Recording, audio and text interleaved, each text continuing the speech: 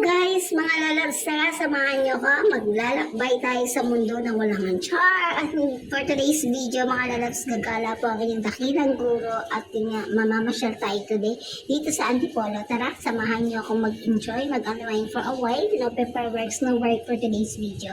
At yan nga, nandito tayo ngayon sa inyong lugang tak-tak. Finally, this is it. Nandito na tayo sa lugar kung saan dati gusto lang natin puntahan. At yan, nandito na tayo, guys. Ayan, ang ganda ng falls, nakaka-relax, nakakawala ng pagod, lahat ng stress mo tanggal. Ang sarap maglaro dito pag kayo kasama kayong mga bata, o diba? O finally, nakita na natin ang hinulugang tak-tak na sinasabi nila dito sa Antipolo.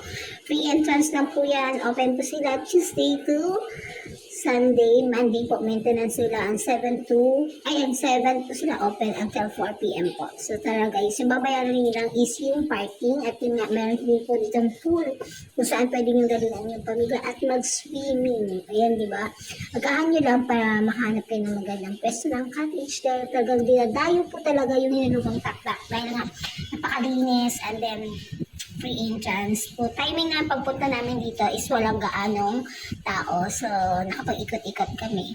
Yun nga lang, nung gusto mag-wall climbing is hindi po allowed dahil naka-lunch break po yung magbabantay. So, hindi kami nakapag-wall climbing and then yung spider web, hindi rin kami nakapag-activity. So, marami po kang activity na magagawa dito. Mas maganda pumunta dito nakasama yung family niyo. Makapag-banding po talaga kayo kasi malawak po yung space nila at malinis at napaka-nature po talaga tingnan. O diba? Sarap tumambay guys. As in, sobra. At yun nga yung spider web. Yan na nga po.